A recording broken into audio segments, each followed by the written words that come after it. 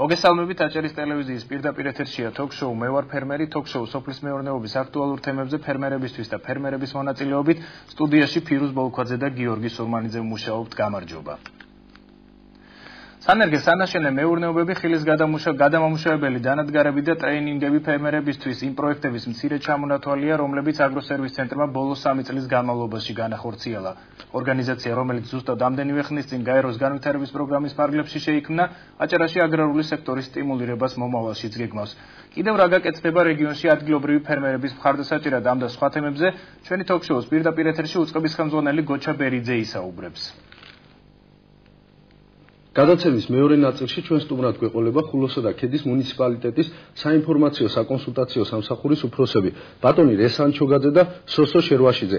ასევე თქვენ გეძლევათ საშუალება ნახოთ სიუჟეტი ხელვაჩაურის მუნიციპალიტეტის საინფორმაციო სამსახურის მუშაობის პროცესის შესახებ. დიახ გიორგი, მაგრამ სანამ სიუჟეტს ვნახავთ, მე არ მინდა დავარღვიო ტრადიცია და ტრადიციულად მინდა გადმოვიდე შენთან შეკითხვით, როგორ შეაფასებდი ზოგადად იმას იმ ფაქტს, რომ აჭარაში შეიქმნა აგროსერვის ცენტრი და ის ახორციელებს პროგრამებს ფერმერების მხარდასაჭერად. მადლობა ფირუზ ძალიან საინტერესო შეკითხვისთვის. მაყურებელიც დამეთანხმება და მდგომარეობაც სიუჟეტში ჩანს, რომ მოსახლეობა არის ძალიან კმაყოფილი და ითხოვს უფრო მეტს. საინფორმაციო სამსახურების საშუალებით შეიქმნა საშუალება, რითაც მოსახლეობა იგებს ახალ ინფორმაციას სიახლეებს აგრარული ვეტერინარიის კუთხით, ფინანსების შესახებ. მოსახლეობა კმაყოფილია და ითხოვს უფრო მეტს, რასაც ჩვენი სიუჟეტი უკეთესად დაადასტურებს. მაშ ასე ვნახოთ სიუჟეტი, რის შემდეგაც ჩვენ სტუმართან ერთად დაგიბრუნდებით.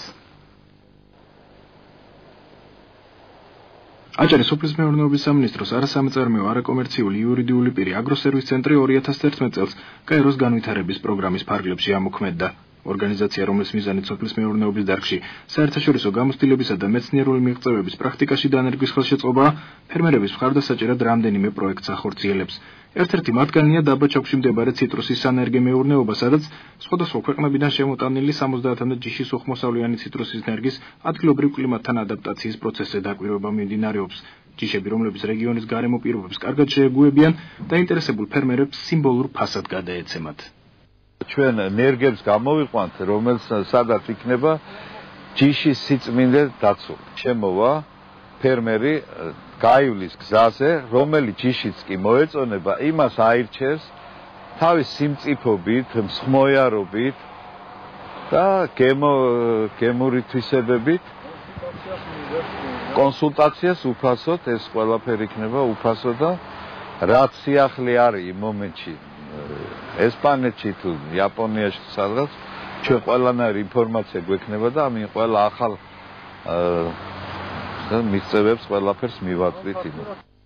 აგროსერვის ცენტრის კიდევ ერთი პროექტი გვარა-ხუცუბნის სანერგე მეურნეობაა. ტერიტორიაზე, რომლის ფართობით 3 ჰექტარია, ამჟამად ხეხილისა და ვაზის ნერგების ჩაყრა მიმდინარეობს. სამომავლოდ დაგეგმილია სანერგე მეურნეობის მიმდებარედ არსებული 7 ჰექტრამდე ფართობის მიწის ნაკვეთის დამუშავებაც, სადაც ასევე ხილისა და ვაზის ნერგები განთავსდება. აგროსერვის ცენტრს ვაზის სანაშენე მეურნეობა გააჩნია ახალ სოფელშიც. აქ ადგილობრივი ტრადიციული ჯიშის ვაზის ნერგების მყნობის პროცესი რამდენიმე დღის წინ დაიწყო. სამომავლოდ ამ ტერიტორიაზე განთავსება თანამედროვე ჯიშის როგორც სამამულო წარმოების, ისე უცხოური ჯიშის, ვაზის, ხეხილის, სხვადასხვა ხეხილი იქნება აქ ვაშლის, ხალის, ალუბლის, ზეთისხილის თანამედროვე ნერგები, რომლებიდანაც ავიღებთ კალმებს და შემდგომში ვაწარმოებთ საკუთარი წარმოების ნერგებს, რომელსაც ხელმიწვეულ ფასებში დაურიგებთ მოსახლეობას. სანერგე მასალებით მომარაგების გარდა აგროსერვის ცენტრი გარკვეულ ღონისძიებებს ფერმერების ტექნიკური მხარდაჭერის მიზნითაც ატარებს. ეს დანადგარი არის ხილის სარეცხი, თერმულად დამუშავება ხდება ამაში და სპეციალური ხსნარებით. სად არის აწყობილი? ეს არის ბათუმში აწყობილი, ბათუმში კეთდება ეს დანადგარები და კიდევ სხვა დანადგარი. აგროსერვის ცენტრის დაკვეთით ბათუმში დამზადდა ხილისა და კენკროვანების შესაფუთი დანადგარიც, რომლის ექსპლუატაციაც ასევე სახლის პირობებშია შესაძლებელი. ამის ფუნქცია ზუსტად ეგ არის, რომ არის კომპაქტური, არ არის ძალზე ძვირად ღირებული, რომ მოსახლეობისთვის თვითონ მოსახლეობამ გამოიყენოს მისთვის ზუსტად საჩვენებლად, ასახავ თვითონ მოსახლეობას, ვისაც ასეთი ხილი აქვს, თვითონ დააფასოს ოჯახის პირობებში, ან თქვათ რამდენიმე ფერმერმა, რამდენიმე ხეხილის მეპატრონემ დაამუშავონ და თვითონ გაუკეთონ რეალიზაცია თავის მათ მიერ მოყვანილ კენკროვანს თუ ხეხილს და ასე შემდეგ და აგროსერვის ცენტრი პროექტებს მეცხოველეობის განვითარების მიზნითაც ახორციელებს. უკვე მესამე წელია რეგიონში მსხვილფეხარ ქოსანი პირუტყვის ხელოვნური განაყოფიერება ხდება და მისი დადებითი შედეგებიც სახეზეა. ხელოვნური განაყოფიერება ემსახურება იმას, რომ გაუმჯობესდეს ხელოვნების საკუთრებაში არსებული პირუტყვის ჭიშობრივი ნიშან-თვისებები და გაუმჯობესდეს ის ჭიშები, რაც არსებობს დღესდღეობით ჩვენთან. მყავს 6 თვის ხმა, უკეთესი შედეგს იძლევა, აქვს ძალიან კარგი მომავალი, წველადობაც მეტი ექნება და ნახოთ, მე კმაყოფილი ვარ ხელოვნური განაყოფიერების გზას რომ მივმართე. ფერმერების მხარდასაჭერად აგროსერვის ცენტრი უახლოეს პერიოდში სამაცივრე სასაწყობე მეურნეობების შექმნას გეგმავს, რაც ფერმერს საშუალებას მისცემს საკუთარი პროდუქციის რეალიზება მისთვის ხელსაყრელ დროს მოახდინოს. ჩვენ პირდაპირ ეთერში ვაგრძელებთ მუშაობას, შეგახსენებთ, რომ ჩვენი სტუმარია აჭარის სოფლის მეურნეობის სამინისტროს არასამეწარმეო არაკომერციული იურიდიული პირის აგროსერვის ცენტრის დირექტორი გოჩა ბერიძე. ბატონო გოჩა, როგორც სიუჟეტიდან ნახეთ, თქვენი ორგანიზაცია ფერმერთა მხარდაჭერის მიზნით რამდენიმე მიმართულებით მუშაობს. თუ შეიძლება უფრო ზუსტად რომ გითხრათ ამ ეტაპზე როგორია თქვენი პრიორიტეტები? მინდა მივესალმო მაყურებელს, მოგესალმოთ თქვენ და რაც შეეხება IP აგროსერვის ცენტრს 2011 წლიდან დაფუძნდა ეს ორგანიზაცია. მნიშვნელოვანია მისი ფორმა, იმიტომ რომ არ არის მოგებაზე ორიენტირებული და ჩვენს მიერ წარმოებული პროდუქცია თუ მომსახურება არ არის, თქვათ, მოგება ამ შემთხვევაში ჩვენს მიერ და მოსახლეობას შეუძლია რომ ამით ისარგებლოს და შეღავათიან ფასად მივაწოდოთ ჩვენი მომსახურება. რაც შეეხება არის მემცენარეობა და მეცხოველეობის კუთხით. ასევე საწარმოს მცირე საწარმოები გვაქვს, რომელთაც ჩვენ შეგვიძლია მოსახლეობას გავუწიოთ მომსახურება. რაც შეეხება მემცენარეობას, ამ კუთხით ჩვენ გვაქვს სანერგე მეურნეობები, ეს არის ციტრუსის სანერგე მეურნეობა ჩაქვის ტერიტორიაზე, ასევე გვაქვს გვარახუთ უბანში დავიწყეთ უკვე ხეხილისა და ვაზის სანერგე მეურნეობის მოწყობა, იქ ინფრასტრუქტურული სამუშაოები ცოტა ხანში დაიწყება, მაგრამ ამ შემთხვევაში მომზადდა ტერიტორია, რომ ნერგები, რომელიც ჩვენ გადმოგვცა საგურამო სანერგე მეურნეობამ ეროვნულმა, სადაც ჯიშის დაცულია და ჩვენ შეგვიძლია იქიდან წარმოებული ენერგიებით შემდგომში ადგილობრივ მოსახლეობასთან მთელ დასავლეთ საქართველოს მომსახუროთ. წარმოებული ენერგიები ფაქტიურად იქნება ძალიან შეღავათიანად მოსახლეობისათვის თვითღირებულებით, ხელმისაწვდომი იქნება და ჩვენი მიზანი ეს არის ზუსტად რომ ზუსტად ის ჯიშის დაცული სიწმინდით მივაწოდოთ მოსახლეობას ენერგიები და განვითარდეს სოფლის მეურნეობა. ბატონო გოჩა, მოსახლეობისთვის ალბათ საინტერესო იქნება თუ როგორ და სად უნდა მოგმართონ, იქნება ეხლა შერჩევა იმ მოსახლეობის მსურველების, ვინც მიიღებს მონაწილეობას ენერგიების გადანაწილებაში თუ სამომავლოდ დაიგეგმება ამ ყველაფერს? რაც შეეხება ეხლა სანერგეში მოგეხსენებათ სოფლის მეურნეობაში ერთ თვეში, ორ თვეში ან ერთ წელიწადში შეუძლებელია რომ პირდაპირ მიიღოს შედეგი. ანუ რაც გულისხმობ ამაში რომ სანერგე მეურნეობაში ამ შემთხვევაში სადემონსტრაციო საკალმე და საკვირტე ნაკვეთები ეწყობა, შემდგომ მოხდება კალმების და კვირტების აღება, უფრო დაცულ ამ სიწმინდეს ჯიშებიდან, უკვე წმინდა ჯიშებიდან ჩვენ მოვახდენთ ყნობას და მოხდება მოსახლეობაზე, შემდეგ როდესაც უკვე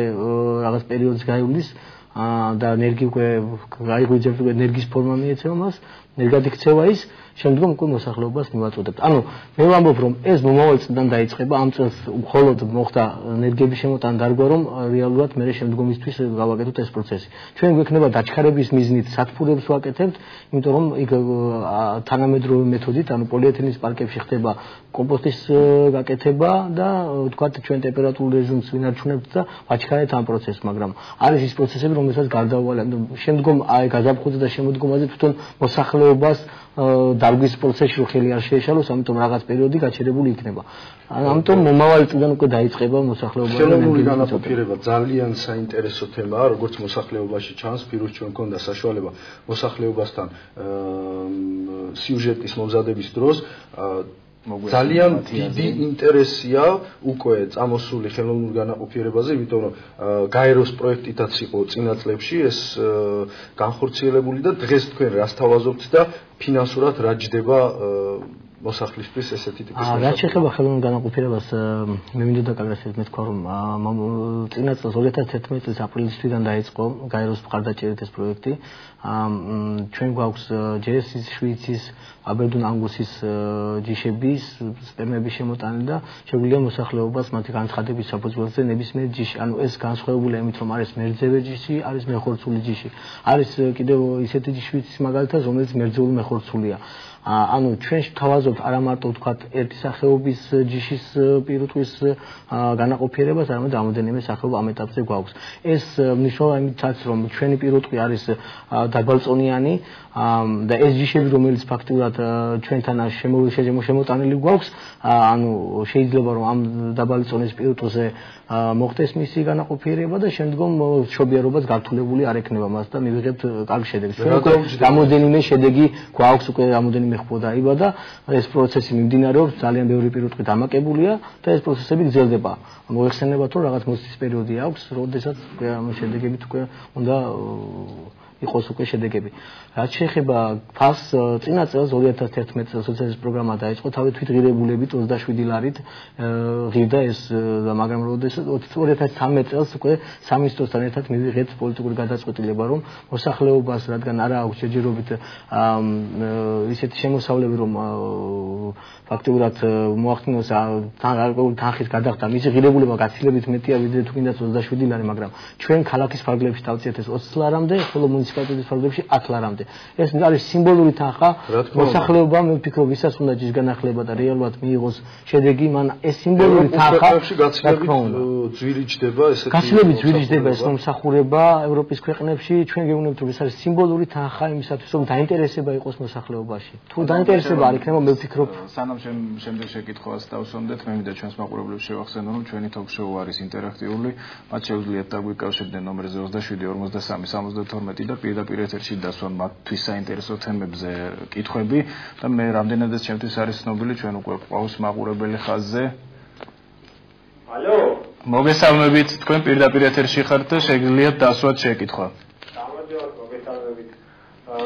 მაინტერესებს თუ იგეგმება ჩვენ რეგიონში საქართველოს ხელოვნური განაყოფიერების ცენტრების დაგეგმა შექმნა და რამდენად ეფექტური და გამართლებული იქნება ეს ჩვენთვის რა. ანუ თქვენ გულისხმობთ რომ მუნიციპალიტეტებში თუ იქნება ესეთი ცენტრები? ალბათ.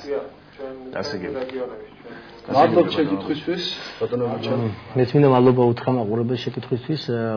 რაც შეეხება ხელოვნურ განაყოფიერების გაფართოებას, ეს დაგეგმილი გვაქვს გაეროს განვითარების პროგრამის ფარგლებში.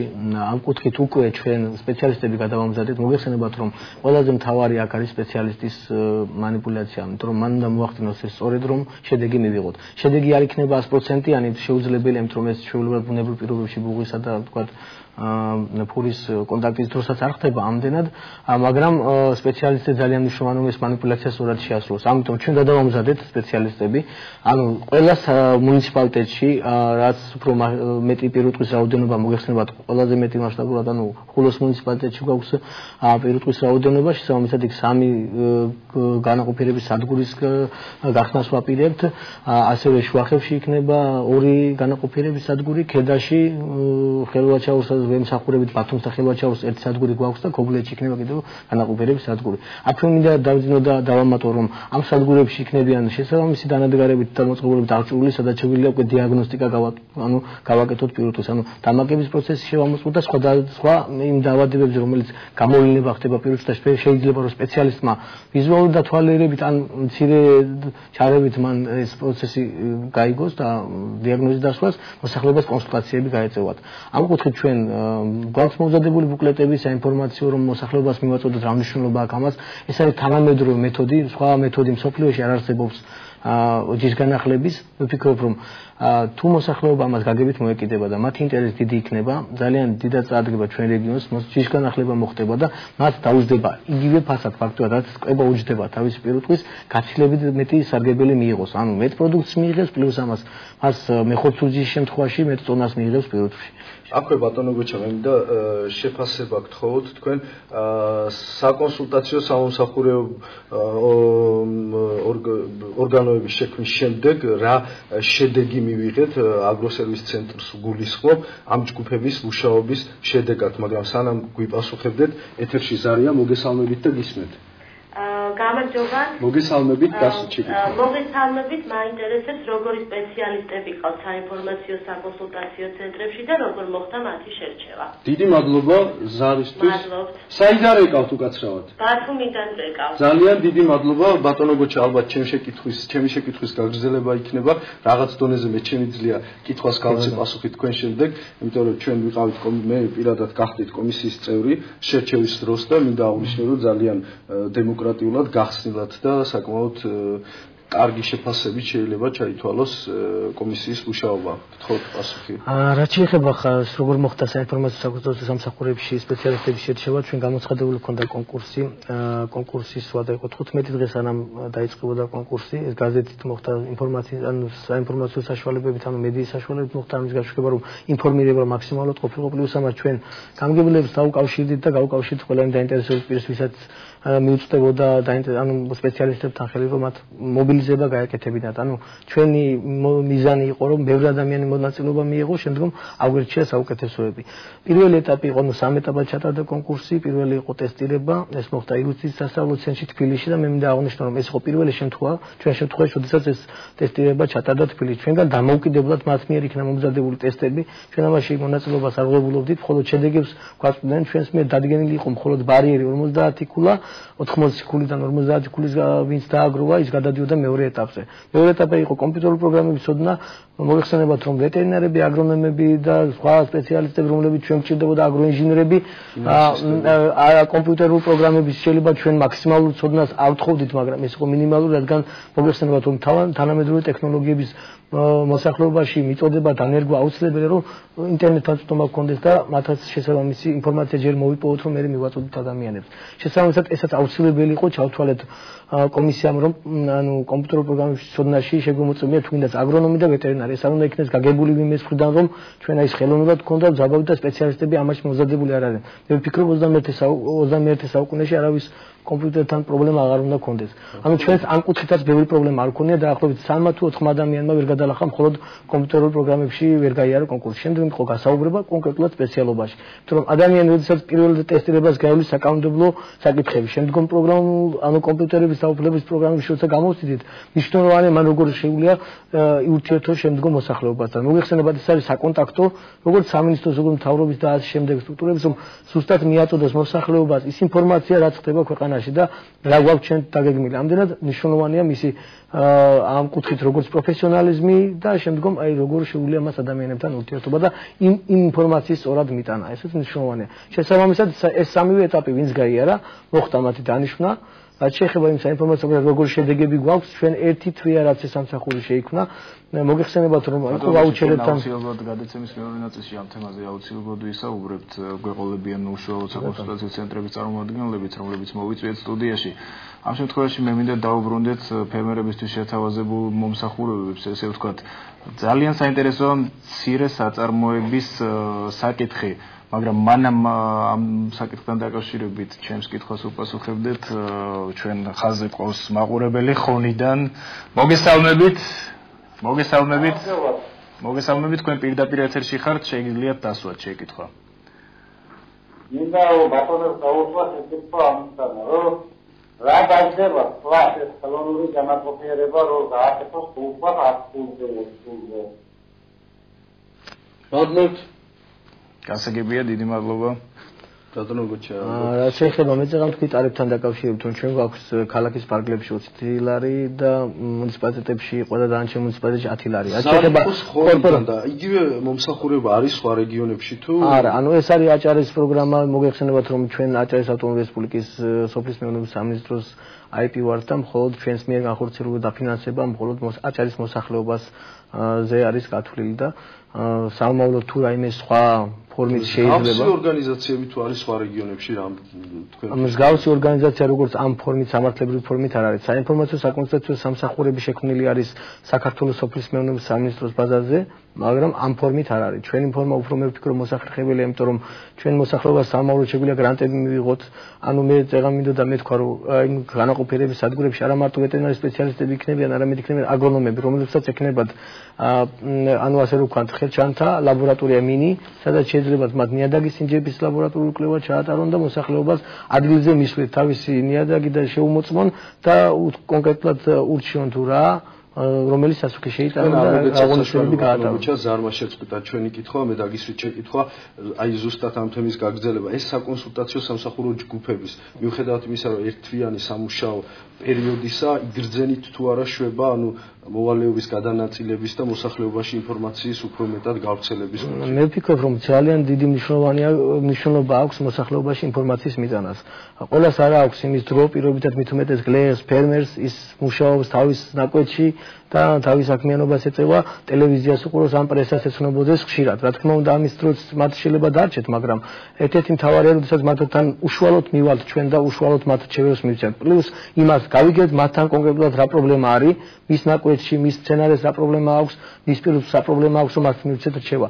ჩვენ ფაქტობრივად გვაქვს ამ ეტაპზე, რაც ერთი თვე გავიდა, შეხვედრები მოსახლეობასთან გაცნობით, რომ გავაცნოთ მაქსიმალურად და მივაწოდოთ ინფორმაცია ჩვენი ცხელი ხაზის შესახებ ინფორმაცია, რომ როგორ დავიკავშირდნენ, სად უნდა მოგმართონ, როგორ უნდა მოგმართონ, ეს რომ უფასო არის მათთან, ჩვენ შეგვიძლია რომ მათთან მივიდეთ.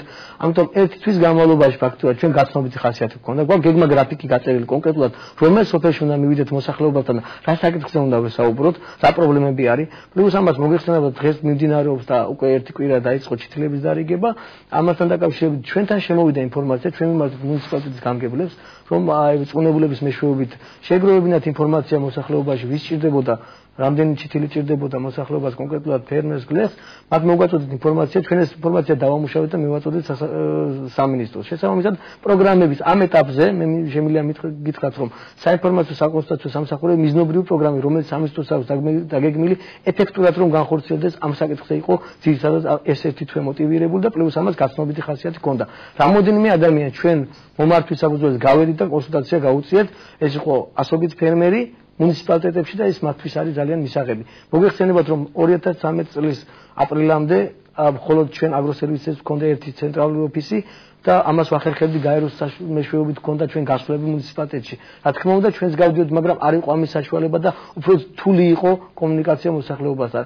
ამან მოგცა იმის საშუალება, რომ დაუახლოვდეთ მოსახლეობას, მისი პრობლემა უშუალო კონტაქტი გქონდეს და მისი პრობლემა ადგილზე შევისწავლოთ, რომ სატელეფონო კონტაქტით, სატელეფონო ინფორმაციით უფრო რთულია იმ პრობლემის გაცნობა. მოგეხსენებათ ახლა ექიმთან რომ მივიდეთ და ტელეფონით გვირჩიოს, მხოლოდ რაღაც ეს არის მე მგონი ზედაპირული მიდგომა იყო. შესაბამისად, ჩვენ მოგვეცა საშუალება უკვე წელს ამ საინფორმაციო სამსახურების მეშვეობით მოსახლეობასთან ვიკონტაქტოთ და მისი პრობლემები გავიცნოთ. მივაწოდოთ მთავრობას, სამინისტროს, ნებისმიერ სტრუქტურას, რომ მოგვარდეს მათი პრობლემები. ბატონო გოჩა, რამდენადაც ჩემთვის ცნობილია, საკონსულტაციო ცენტრები არის სხვადასხვა სპეციალობის პიროვნებებით, ადამიანებით დაკავშირებული. ანუ სტრუქტურა რო განგვიმარტოთ საკონსულტაციო ცენტრების ვინ არიან იქ წარმოდგენილი და რა ტიპის საკონსულტაციო დახმარების გაცემა შეუძლია. ანუ ჩვენ საინფორმაციო სამსახურში წერან სხვა სპენელმაც დაგვისვა შეკითხვა და ფაქტურად მათაც მინდა რომ უპასუხო, თერმოვახერხეს ყოფილად რომ გამეცა პასუხი. ანუ არის ჩვენ გავაქცეთ 5 ადამიანი არის დიდ მუნიციპალიტეტებში, ანუ მე მინდა თქვა რომ ხელვაჩაურისა და ქობულეს და ხულოს მუნიციპალიტეტში ხო დანარჩენ მუნიციპალიტეტებში 4 ადამიანი არის. მათ შორის არის აგრონომი არის უფროსი და ჩვენ კაცრი მოთხოვნა გქონდა. იყო ბევრი ადამიანი კონკურსზეც მოსულები, რომელმაც ქვეს რომ რა მნიშვნელობა აქვს, ვინ იქნება უფროსი, შეიძლება მენეჯერი იყოს და გაუძღეს საქმიანობას და მიხედოს მოსახლეობის პრობლემები აღიქვას, ეს დაამუშავოს და თქვენამდე კარგად მოიტანოს, მაგრამ ჩვენ ვფიქრობთ, რომ აუცილებელია სპეციალისტის ჩარევა ამ საკითხში და აუცილებელია ჩვენ დავაყენოთ საკითხი, რომ აგრონომი ყოფილიყო ხელმძღვანელი. ამიტომ ყველა მუნიციპალიტეტში ხელმძღვანელი არის აგრონომი, პლუს ამას ერთი აგრონომი არის კიდევ ამ სპეციალისტი, არის ვეტერინარი სპეციალისტი, არის ფინანსისტი, ხოლო დიდ მუნიციპალიტეტებში, როგორც ვთქვით, ხელვაჩაურის, ქობულეთისა და ხულოს მუნიციპალიტეტებში აგროინჟინერები, მექანიზაციის კუთხით რომ რჩევები მისცენ, აი განსაკუთრებით ახლა პრიორიტეტი გავაკეთეთ, რომ ქობულეთის და ხელვაჩაურის მექანიზაციის საშუალებები არის ფაქტობრივად გამოსაყენებელი, ხოლო მაღალმთიან რეგიონებში, ხულოს მუნიციპალიტეტში მოტორბლოკები, რომელსაც სამინისტრო წლების განმავლობაში ახორციელებს. ამის გამოყენებაზე, სწორად გამოყენებაზე და იმ ფუნქციონებზე, რასაც აქვს მოტორბლოკს, სწორად რომ მივიტანოთ მოსახლეობამდე და კარგად გამოიყენოს და სარგებელი ნახოს, ამისთვის აუცილებელია აღორძინების სპეციალისტი. ამიტომ აქტიურობს მაყურებელი, მოგესალმებით. საიდან ეკავთ მოგესალმებით? ძალიან სასიამოვნო დასვით შეკითხვა. ჩვენ გვაინტერესებთ რომ გოჩა ბერიძე მილაპარაკა ხელოვნურ განაყოფიერებაზე. დიახ. ხულოს რაიონში ერთჯერობით არაფერი არის ამის შესახებ და რა ხდება რა. დიდი მადლობა შეკითხვა. მეორე კიდევ მაღაზიებში ძალიან ძვირად არის თასუქი, ნედლეული რაღაცები. და რატომ ხდება ასე? ანუ თქვენ ფიქრობთ რომელ მაღაზიებზე გაქვთ საუბარი? სასოფლო მაღაზიები, რომელსაც ეს ვაუჩერები თქვით. ანუ მანამდე სხვა ფასი იყო თუ რატო ფიქრობთ რომ სხვა მაღაზიებში არის დაბალი ფასები სასუქისა, სხვადასხვა ხამქიმიკატებისა და იმ სადაც ჩვენ ვფიქრობთ მაღალი ფასებია. კომპანიებისა და ხარისხის შესახებ თუ გაქვთ ინფორმაცია, იგივე საქონელია თუ საქონელი შეიძლება ამონიმის გვარჯილა მაგალითად. სხვა მაღაზიებში და მაღაზიაში ერთნაირი ფასი არ არის. დიდი მადლობა შეკითხვისთვის. მერე კიდევ. დიახ. სასაკლავები გაიხსნა ხულოში, დიდაჭარაში, ილმაზიებში და ღორჯოვისკენ, როგორც ვიცით ჩვენ. დიახ. რაიონის ცენტრთან არცეთი არ არის რაიონის ცენტრის მიდამოებში და ჩვენ გვიძნელდება ამ ხორცის რეალიზაცია და როგორ იქნება ამის შესახებ. ახლა სტაბილურად უნდა განანაწილდეს რომ ჩვენ მოგელსახუროს და ხელმისაწვდომი იყო ჩვენთვის. დიდი მადლობა რომ ხართ აქტიურები, ჩვენ შევეცდებით სტუმართან ერთად გაგცეთ ყველა შეკითხვაზე პასუხი. ბატონო გოჩა, დავიწყოთ ალბათ ხელოვნური განაყოფიერება. კი ბატონო, რაც შეეხება ხელოვნურ განაყოფიერებას, მე აღნიშნე რომ ყველა მუნიციპალიტეტში იქნება, მათ შორის ხულოში 3 განაყოფიერების სადგური იქნება, სპეციალისტები როგორც ვთქვით, რომ გადავამზადეთ და კიდევ მიმდინარეობს ეს პროცესი, მომავალ წელს ჩვენც კიდევ და ამ წელშიც გაეროს და ხარდაჭერით გვაქვს სწავლება, კონსულტირება, ასევე მოსახლეობის ინფორმირებასთან დაკავშირებით გასვლითი შეხვედრები და უკლეტების დამზადება, ინფორმაციის მიწოდება, ანუ უახლოეს თვეებში ხულოში გაიხსნება უკვე სერვის ცენტრი, სადაც შეიძლება მოსახლეობას გამოძახებით მოემსახუროთ და ათლარად მოვახდინოთ სიმბოლურ თანხად განაყოფიერება პირუტყვს. რაც შეეხება მეორე საკითხი, აქ იყო იმასთან დაკავშირებით თუ სასუქებთან დაკავშირებით და ფასებთან დაკავშირებით. მოგეხსენებათ, რომ არსებობს საქართველოს სოფლის მეურნეობის სამინისტროს სააგენტო, სადაც ხდება იმ საწარმოების დარეგისტრირება, რომლებიც ვაუჩერით სარგებლობენ. იქ ამავდროულად ფიქსირდება შესყიდვის ღირებულება თუ აი შემომტან კომპანიას რა ღირებულება შემოაქვს ესა თუ ის პროდუქცია. თუ შიდა წარმოების პროდუქცია არის, ეს ფასი ფიქსირდება და ასევე ფიქსირდება გასაყიდი ფასი. თუ რა გასაყიდი ფასი აქვს, თქვენ შეგიძლიათ როგორც ჟურნალისტებს ან ნებისმიერ სხვა ტელევიზიას ჩაატაროს გამოკიდებელი გამოძიება და ნახოს იმ მაღაზიებში, რომლებიც არიან დარეგისტრირებული. ნებისმიერ კომპანია, რომელიც წარმოადგენს ამას აჭარაში, რა ფასები აქვთ მათ. შეუძლებელია რომ იმაზე მეტი ფასი ქონდეს, რაც მათ აქვთ დადგენილი სააგენტოში და ანუ წარდგენილი სააგენტოში. ამ შემთხვევაში ჯარიმას ითვალისწინებს არსებობს სპეციალური ინსპექცია, რომელიც ამაზე მონიტორინგს ახორციელებს თითქმის ეს არ წარმოგვედგინოს ისე რომ მონიტორინგს ახორციელებს იშვიათად დადიან. თითქმის ერთი ადამიანი მივლინებულია მაღაზიაში და ამ პროცესს აკვირდება და უყურებს. თითქმის ყოველდღურად ხდება ეს პროცესი. რაც შეეხება სხვა მაგალითად სხვა მაღაზიებში ფასებს. მოგეხსენებათ რომ ჩვეულებრივად ღირებულება ნებისმიერი პროდუქცია არის სხვადებადი და სხვადასხვა. ამავდროულად არის ხარისხი მნიშვნელოვანი რომ შეიძლება იყოს სხვადასხვა პროდუქცია. ვიზუალურად მოგეხსენებათ რომ ჩინური პროდუქცია გავს თქვა ევროპულ პროდუქციას ვიზუალურად, მაგრამ მათი ხარისხი არის განსხვავებული. შესაბამისად ფასებზეც აისახება. ერთ ცალსახად ასე რომ ვთქვათ რომ ხელოვნურად გაბერილია, პირიქით, მოდი ასე ვთქვათ, რატო შეიქმნა სააგენტო, რომელიც ამ ფასებს არეგულირებს? იმიტომ რომ ხელოვნურად არ მოხდეს ამ ფასების აწევა და თუნდაც ხელოვნურად დაგდება. თავისი შემთხვევები, როდესაც ვთქვათ ხელოვნურად კი, რამდენიმე შემთხვევა მე აჭარის ფაქტები არ შემიძლია, მაგრამ საქართველოს მოგეხსენებათ, იყო კიდევაც ის ფაქტები, რომ ვიღაცამ თანხა ვაუჩერში სანაცვლოდ თანხა გადაუხადა და ნაკლები თანხა მიიღო და ასეთი შემთხვევები იყო და არა, რა თქმა უნდა, მაგრამ არის კიდევ ისეთი შემთხვევები, როდესაც ადამიანს სასურვ პირობითად გამოაქვს თავისი ვაუჩერი, შეიძლება იყოს ასეთი ფაქტიც და გაყიდოს უფრო დაბალ ფასად. და ეს იყოს თქვა არალეგალურად ეს ყველაფერი ხდებოდა. ანუ ბუნებრივად შეიძლება ყველაფერი პროცესი მოხდეს, მაგრამ რაც შეეხება რომ იმ მაღაზიებში ხელოვნურად გაბერილი მე ამას არ ვეთანხმები. კი ბატონო, ეს შეიძლება რაღაც დონეზე მოსახლეობისთვის სხვაგან თქვა ისეთ მაღაზიების რომლებიც თქვა სამეწარმეო საქმიანობაში ოფიციალურად რეგისტრირებული არიან და რაც სამეწარმეოს არალეგალურად ეწევიან, ან დაბალი ხარისხის პროდუქცია აქვს, ფასი იქნება დაბალი. ამიტომ მე ვფიქრობ, რომ ეს არის სახელმწიფოს მხრიდან კონტროლირებადი. ამაში ხელოვნურად ჩარევა ან ვიღაც ერთი პიროვნების სასარგებლოდ ვერ მოხერხდება. ამას აკონტროლებს როგორც მოგესალმებით სხვადასხვა სტრუქტურები, როგორც ძალოვანი, ასევე სამინისტროები, მთავრობა და ეს არის ისეთი კონტროლის მექანიზმი, რომ შეუძლებელია მით უმეტეს ეს იყიდებოდეს ყველასთვის ზვირფასად, ხო? შეიძლება თქვენც მიბრძანდეთ და თქვათ ხელოვნურად გააკეთოთ, ეს არის გაზრდილი. ამიტომ ჩვენთვისაც მოსახლეობასაც შეკითხვები რო არ დარჩეს, შესაძლებელია რომ ერთი გადაცემა გავაკეთოთ ამის შესახებ. ზარია ისევ ეთერში, მოგესალმებით და გისმენთ. არა მოგესალმებით. საიდან ვიყავთ მოგესალმებით? ბათუმიდან არასამთავრობო ორგანიზაცია საქართველოს კორუფციის ცენტრის საინფორმაციო ხელმძღვანელი. მე მინდა ეხლა სულ ბოლოს შემოგიერთით და მე მინდა რაღაც ციტა და მინდა აღვნიშნო რომ ჩვენი მონიტორინგის შედეგები ამ ვაუჩერების დარიგების პერიოდში და ასევე ზუსტად 2 დღის უკან ჩვენს მიერ დაფიქსირდა ესეთი შეპესე ფუმიგატი, რომელიც მდებარეობს ხელვაჩაურის რაიონში. ფიქდო ხალაშ ქუჩაზე არის განსხვავებული ფერმერთა სახლსა და ესე იგი ამ შეპესეს შორის არის ძალიან მკვეთრად განსხვავებული ფასები. იგივე სასუქებში. არა მარტო სასუქებში, სხვადასხვა აი მაგალითად ფოცხი, თოხი და ესე შემდეგ. უფრო დაბალი ფასებია. უფრო მაღალი ფასებია ვიდრე ფერმერთა სახლს. ჩვენ ოდესაც ბაღლებს დემონსტრაცია პოზიციიდან განცხადებს ჩვენს მიერ მხოლოდ მოხდა ამ შეპესებში გადაბმება, სადაც ფერმერთა შეპესების ფუმიგატის ხელმძღვანელმა მე პირადად თქვენ მონიტორინგის შედეგად ვედი და ვიცხოვდი თუ მოეწებია ესე იგი ხარვეზია იქნებ ცოტა დაშორდეთ ტელევიზორს. დაშორებული ვარ, ესე იგი მე მინდა გითხრათ რომ ესე იგი არის ბევრი ხარვეზები ამ პიროვნებამ თვითონ შეპესეს ხელმძღვანელმა არ მოგვაწოდა ინფორმაცია, სადავო ინფორმაცია, ასევე არ მოგვაწოდა ის რომ და მოგვაყენა შეურაცხყოფა და გვიტყოდა რომ ჩვენ არასამთავრობო ორგანიზაციები ვართ ინტრიგანები და ამიტომ თეთრითა მუშაობა და თვითონ მან ასე ვთქვა დახურა, შეაჩერა მუშაობა.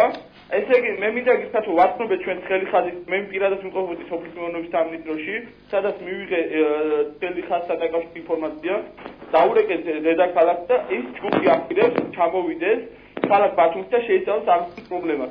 ჩვენ მხოლოდ არ გავაკეთეთ ეხლა სატელევიზიო ინფორმაციით, იმიტომ რომ ჩვენ მანასთანამ ეს აღნიშნული ესე იგი ხელი ხაზის წარმომადგენლობა და ეს წარმომადგენლები არ შეისწავლენ თუ რა მოხდა და რატომ მოგვაყენა შეურაცხყოფა და რატომ არ მოგვეცა საშუალება მანამდე არ გავაკეთებ და არის ასეთი გასაგებია ბატონო მე არის განსხვავებული ფასები, არის ესე იგი რაც საზოგადოებაში იქნება აზრი რომ რაღაცა ესე იგი ვიღაცასთან ასოცირდება და ეს ჩვენთვის ცნობილია, მაგრამ არ მინდა რომ ეხლა სახალხო საჯაროდ ეს დავასახელო თუ ვის ეკუთვნის აღნიშნული დიდი მადლობა თუ შეიძლება დატოვეთ თქვენი საკონტაქტო ეთერის მიღმა. გასაგებია. დიდი მადლობა აქტიურობისთვის დატოვეთ თქვენი ინფორმაცია ნომერი და დაგიკავშირდებით. ძალიან აქტიური თემაა და შეიძლება გადაცემაც რო გავაკეთოთ ამის შესახებ. ბატონო გეკრობ ინფორმაცია რომელიც ბატონო მერაბა მოგვაწოდა გადამოწმების შემდეგ შესაძლებელია გახდეს ძალოვანი სტრუქტურების დაინტერესება. ბატონო გუჩა სანამ გავაკეთეთ სასაკლაოზე რო არ სასაკლაოსთან დაკავშირებით არის ასეთი ინფორმაცია რომ მოგეხსენებათ სასაკლაოს ჭირდება ნებართვა შესაბამისი რომ გააკეთოთ უნდა მოვაწყოთ წარმოადგინოთ შესაბამისი პროექტი რომელსაც იქნება ის ნორმები გათვალისწინებელები რომელიც სასაკლაოს მოწყობას ჭირდება. შესაბამისად საქართველოში არის სურსათის ეროვნული სააგენტო, სადაც უნდა წარმოადგინოთ ეს პროექტი, ნებისმიერმა დაინტერესებულ პირმა ეს იქნება ხულოს ნებისმიერ ტერიტორიაზე მაცხოვრებელი, ჩვენ მაყურებელი ამბობდა რომ ხულოს ცენტრში არ არის, მაგრამ ამას სახელმწიფო ვერ მოაგვარებს, ეს თვითონ ნებისმიერმა დაინტერესებულმა მეწარმემ უნდა მიმართოს, რომ თქვათ პირობითად ხულოს ცენტრში, მან უნდა წარადგინოს სპეციალური პროგრამა, პროექტი, ასე რომ ვთქვათ, სასაკლაოს, რომელიც იქნება იმ ჰიგიენურ ნორმებით და იმ სტანდარტებით, რომელიც სასაკლაოს უნდა ქონდეს, ანუ სპეციალური სტანდარტი არსებობს სასაკლაოს მოწყობის. ამის შემდგომ რეგულობს მის ნებართვას. ანუ აქ არის სიმბოლურად მოსაკრებელი თანხა და შემდგომ ამ ნორმებს თუ აკმაყოფილებს და მოაწყობს ამ ტიპის სასაკლაოს, ისევენ მას ნებართვას და შეუძლია პირიქით მე ვფიქრობ, რომ დროებითი ნებართვები იყო გაცემული ხულოს მუნიციპალიტეტში, იყო იქ დედაჭარასა და ყორჯომის საკრებულოებში, მაგრამ მათ უთხრეს, რომ თქვენ შეგიძლიათ ამ დროებით ისარგებლოთ და უახლოეს მომავალში წარმოადგინოთ პროექტი შესაბამის სასაკლაოებზე, რომ მოგცეთ ნებართვა და იყოს ლეგალური უკვე. იმიტომ რომ მოგესალმებით, აუცილებელია დაკვლის წინა შემოწმება მოხდეს და პლუს ამას პირუტყვი, რომელიც დაეკლება, უნდა იყოს ჰიგიენურად ყველანაირად დასრულებული. ჩვენთან მოსახლეობას, ანუ პირობითად მომხმარებელთან მოვიდეს უკვე ნორმალური პროდუქტი და არ შეიქმნას საფრთხე.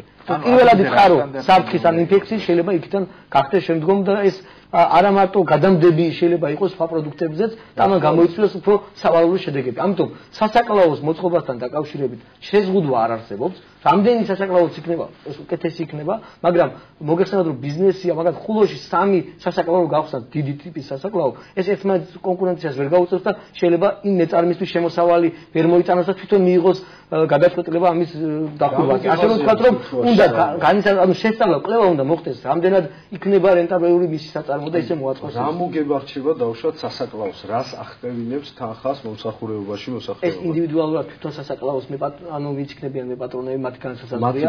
ხო, ამიტომ ჩვენ სამინისტრო ან აგროსერვისები მით უმეტეს ამ საკითხებში არ ერევა და ეს ჩვენ კომპეტენციის ფარგლებს ხდება. ეს თითოეულ მეწარმე შეუძლია თვითონ დაადგინოს. მე ვფიქრობ თუ ნორმალური ფასი იქნება ტარიფი მოსახლეობა მიმართავს მას, თუ არა არ მიმართავს. ანუ კონკურენცია უნდა არსებობდეს რომ ფასების დასწავლება. არსებულ სასაკლაოებში როგორი ფასებია ხო არ გაქვთ ინფორმაცია?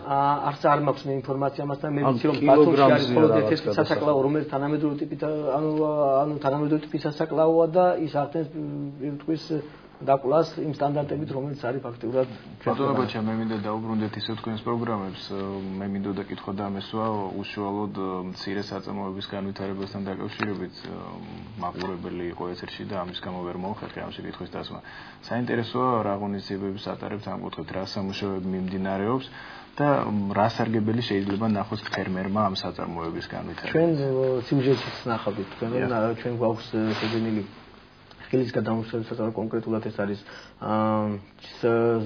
ჩიდის შრობასთან და მოცვის გაყინვასთან დაკავშირებით, ასევე მოცვის შრობასთან დაკავშირებით. ციტრუსის მინი დამხარისხებელი და ციტრუსის დამხარისხებელი ხაზი, მინი ეს იქნება არის. ჩემთვის პირადად საინტერესო ის რომ ეს დანადგარები დამზადდა ბათუმში. ანუ როგორც იტყვიან ხატოვანი გამოთქვით, ჩვენ შეგვიძლია რომ ეს ვაკეთოთ. რა თქმა უნდა, ანუ ესეც ამ პროექტი ამასაც თვალისწინებდა რომ როგორც ამ საწარმოებით სარგებელი ენახა მოსახლეობას ფერმერს კლერს, ამავდროულად პოპულარიზაცია გაუკეთეს ადგილობრივ წარმოებას და ამ დანადგარებით სხვადასხვა შემდგომ დაგეგმილი არის კოოპერატიული მეურნეობის ჩამოყალიბება და ანუ რამოდენიმე ფერმერთა ჯგუფს შეუძლია მსგავსი დანადგარები იყიდოს როგორც საშუალებთან დაკავშირებით იქ არის სამაციური დანადგარები ჩვენ მინის ასაწყობეს შევქმნით სადაც შეიძლება ფერმერებს არ იქნება მასშტაბური იმიტომ რომ სახელმწიფო გეგმავს შემდგომისათვის მასშტაბური სასაწყობე და სამაციური მეურნეობის მოწყობაზე ეს იქნება მცირე ზომის როდესაც თქვა ფერმერს თუ ჭირდება რაღაც პერიოდით დროებით გაჩერება რაღაც რაოდენობის თავის პროდუქტის ჩვენ შეგვეძლება რომ მათ თავასაწყობინოზე შეუნახოთ შესაბამის პირობებში და შემდგომ ან მოახდინოს ამის გატანა, გადამუშავება და ასე შემდეგ. ანუ ჩვენთან ბაზარის კვლევა ჩატარდა მოცვის შრობასთან დაკავშირებით, ანუ პოპულისტ ქსელი სულის გამოთქვამდა რომ ჩვენ თუ ამას გავაშრობდით დავაფასოებდით, ისინი ამას შეიძენდნენ იმ მასშტაბისაც აჭარაში წარმოებს საერთოდ მოცვი. მოგესწრებათ წელს სამინისტრომაც გააკეთა პროგრამა მოცვის ენერგიასთან დაკავშირებით, ძალიან იზრდება მოცვის წარმოების მოცულობა და ამ საწარმოს ფაქტურად როლი ძალიან დიდად გაიზრდება.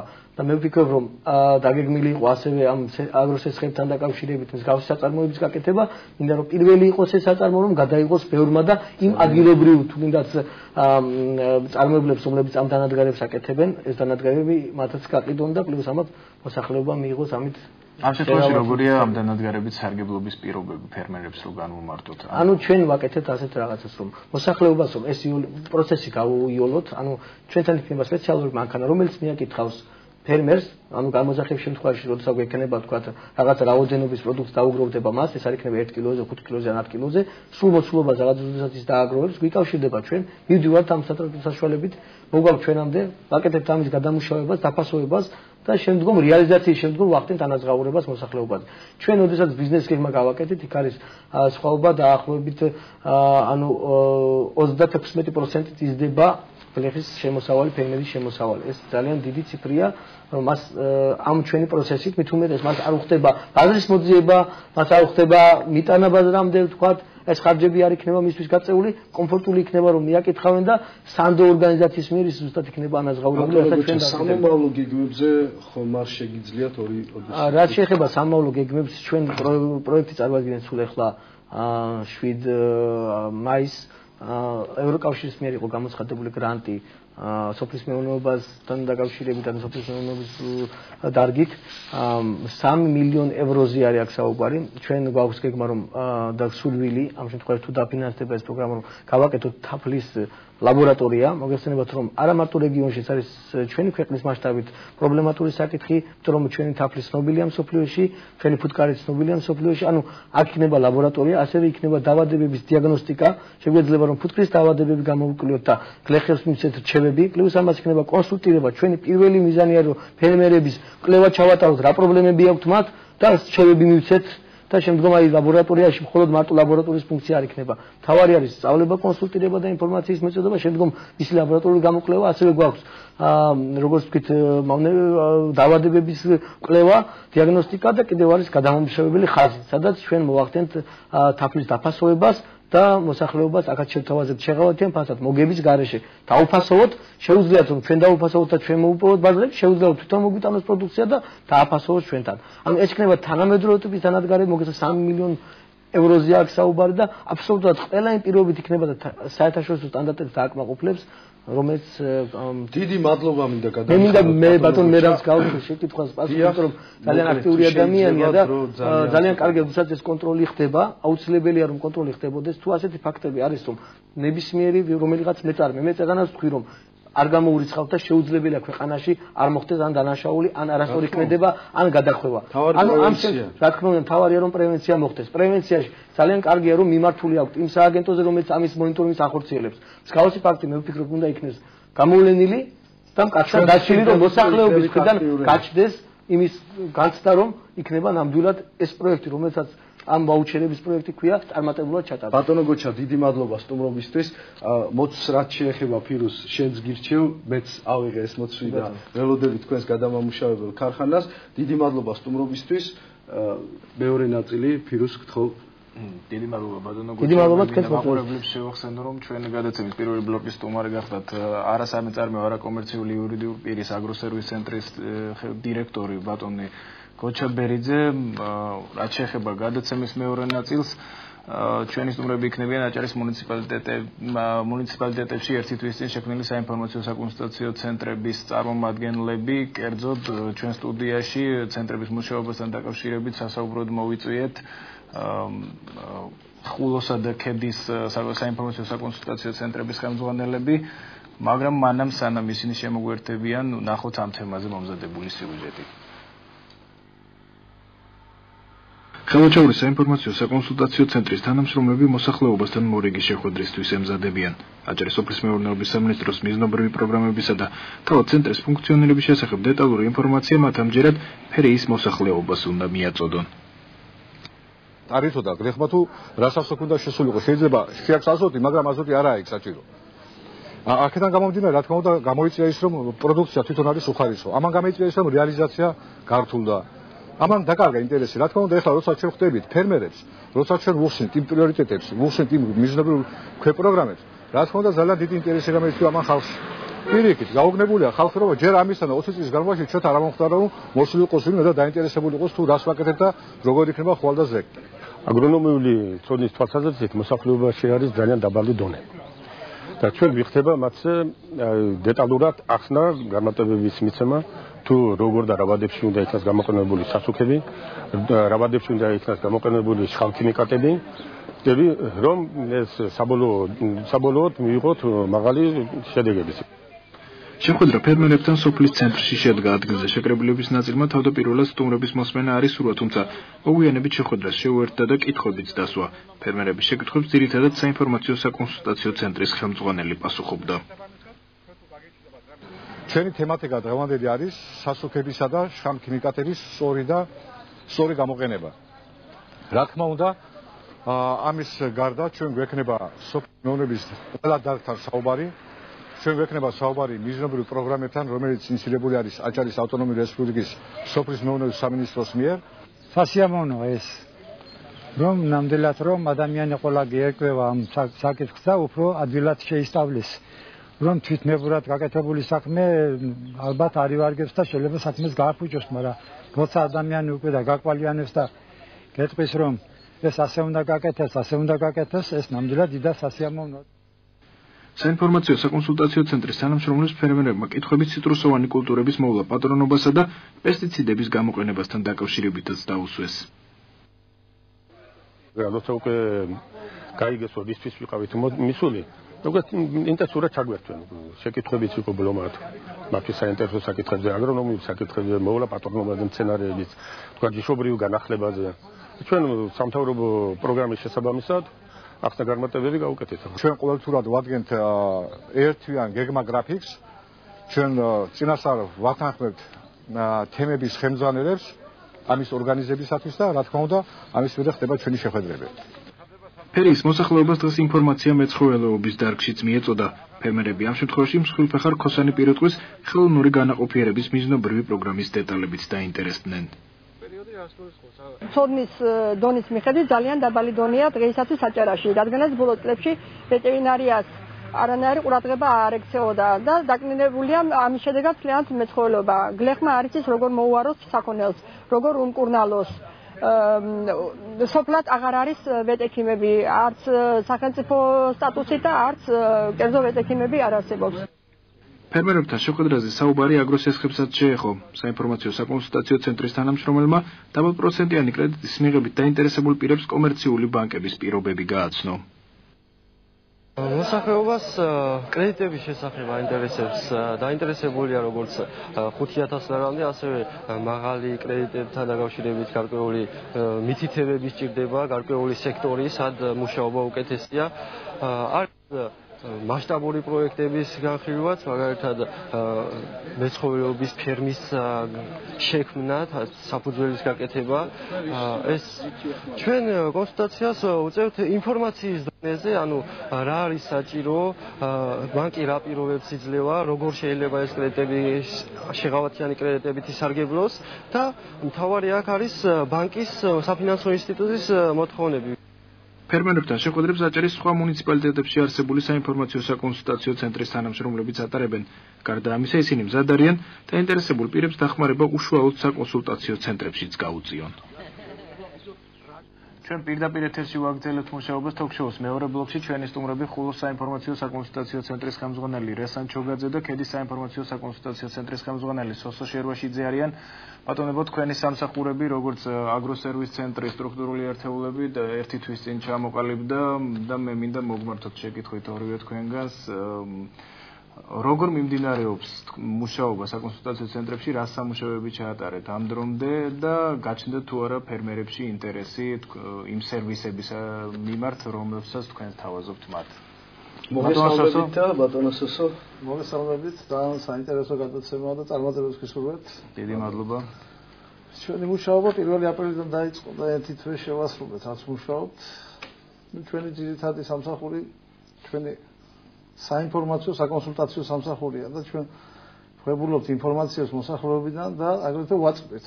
ეგ შეეხება როგორც ვეტერინარიაში, ასე აგრონომიაში და ფინანსებში, სოფლის მეურნეობის ფინანსებში კონკრეტულად. ვღებულობთ მოსახლეობას, მოდიან, ინფორმაცია ტელევიზიიდან აქვს მიღებული მაინც. და ვუწევთ კონსულტაციებს ამ დარგებში. აგრეთვე ჩვენც გავდივართ, გვაქვს გეგმა გრაფიკები სოფლებში, ხვდებით მოსახლეობას და ინფორმირებულები არიან. ამ რაც ხდება სოფლის მეურნეობაში, ძირითადად დარგებში, ბატონებისა რა სოფლის მეურნეობის მიზნობრივ პროგრამებში. რა მდგომარეობა ამ კუთხით ხულოში? ანალოგიური მდგომარეობა არის მე. მომართვიანობა როგორია? შემთხვევით ვისარგებლოთ შეიძლება. დიახ. დღევანდელ დღეს მივიღოთ მოყანას. მადლობთ. ციცე ჩამოსაცვლელი დარჩენ ის ვეტერინარები, რომლებმაც თავის დუბზე გადაიტანეს და მამულობის ქარს ეცხდა დიდხანს იცოცხლეს უსწრებს. რაც შეეხება ჩვენ დღევანდელ საკითხს, ახალი სამსახურის შექმნის იდეას თვითონ ქვეყანაში აღებული აქვს კურსი, რომ ქვეყნის გადარჩენის ერთ-ერთი გზა ესახება ქვეყნის ხელისუფლებას, სოფლის მეურნეობა და ეს სრული ჭეშმარიტება და ვფიქრობთ, რომ ეს არის სწორი მიგნება.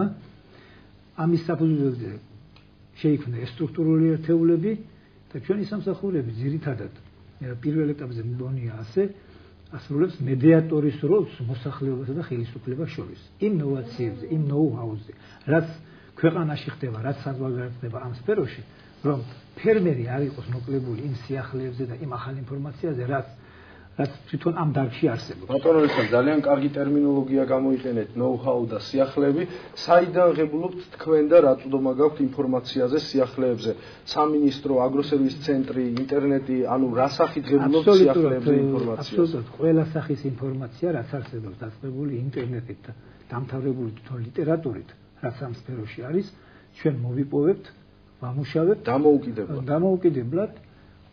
გვაქვს თვითონ სოფლის მეურნეობის სამინისტროსთან, შესაბამის სამსახურებთან და განყოფილებებთან ურთიერთობა და ისინი გვაძლევენ შესაბამის ბუკლეტებს. თუნდაც იმ პროექტთან დაკავშირებით და იმ პროგრამებთან დაკავშირებით, რაც ახლა ხორციელდება, ვთქვათ, ბოსტნეული ჩითილებთან. ყველა ჩითილზე არის მოსული ბუკლეტი. თუ ფერმერმა როგორ უნდა გამოიყენოს, რომ ефექტიანი მოსავალი მიიღოს. და ჩვენ როცა მოსახლეობასთან გავდივარ და ხვდებით, ჩვენ ამ შეხვედრის პერიოდში ამის გადამრავლება ხდება. რაც შეეხება თვითონ ხელოვნურ განაყოფიერებას, რაც შეეხება თვითონ ამ ჩითილების უკაცრავად ბატონო ესან უნდა გაგაწყვეტინოთ ზარია ეთერში მოგესალმებით და გისმენთ დასვით შეკითხვა. ბატონო სულოსტანო შეკითხვა. საიდან რეკავთ უკაცრავად? ქედიდან. ძალიან სასიამოვნო დასვით შეკითხვა. გისმენთ. ქედის რაიონში რამდენი ჰექტარია გასვალისწინებული დასახრავად? ვაუჩერებით და თუ დაიხნება ყველა. მადლობთ შეკითხვისთვის. ბატონო სოსო, ალბათ ეს შეკითხვა თქვენთან. ბატონო. თუ გაქვთ შესწავლილი ეს მდგომარეობა. ბარათებით უნდა მოიხსნას 185 ჰექტარი და ყველა იქნება მოხსნული, გარანტიას გაძლევთ. ანუ გეგმაზომიერად მიმდინარეობს. მუშაობს ტრაქტორები, შემოყვანილია როგორც ადგილობრივი ტრაქტორები მუშაობენ შეპეს მექანიზაციის ტრაქტორები.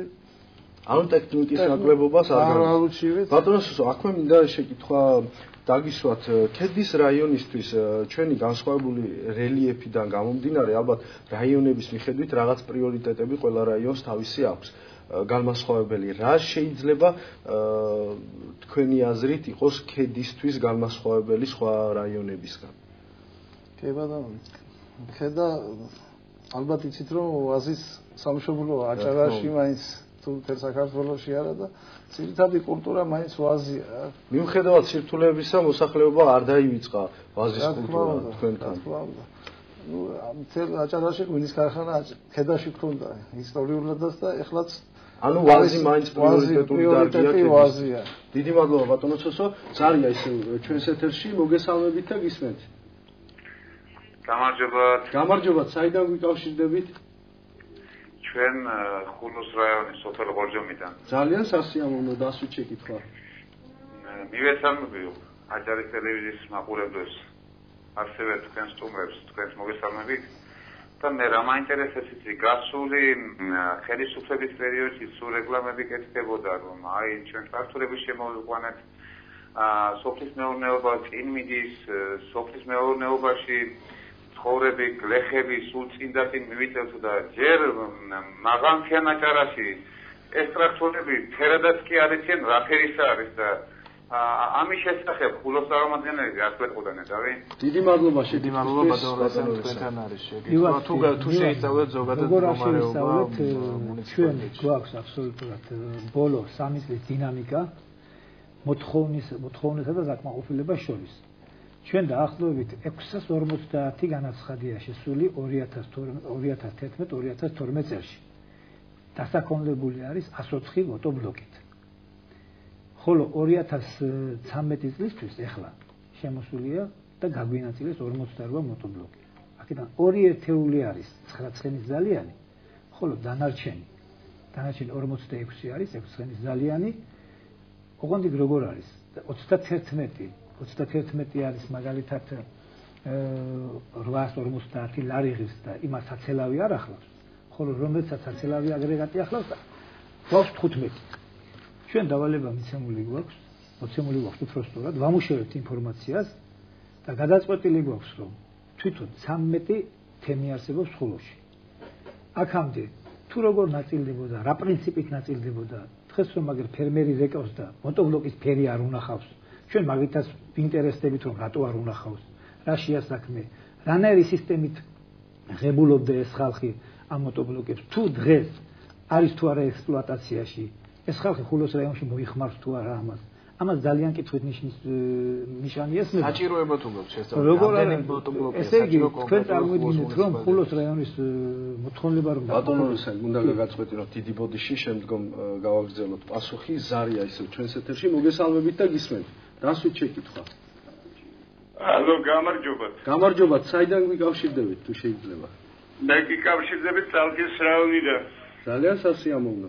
ბატონო სოსოსთან გვაქვს შეკითხვა. დიახ, გისმენთ. ბატონო სოსო.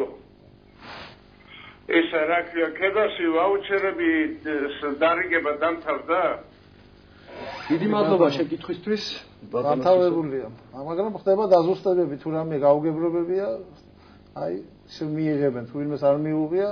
ანუ ხარვეზები შეიძლება კი, რაღაცა იყოს ხარვეზები შეიძლება. რა ტიპის ხარვეზები გამოიკვეთა ძირითადად და თუ ტარდება ღონისძიებები ამ ხარვეზების? არასწორად იყო რაღაცა მიწოდებული პირადი ნომერი, მაგალითად რაღაცა შეეშალა წუნებულს და ამის შემდეგ დაუბრუნეს უკან. ეხლა გასწორდება წავა ისევ და ისევ დაუბრუნდება ახალი ბარათი.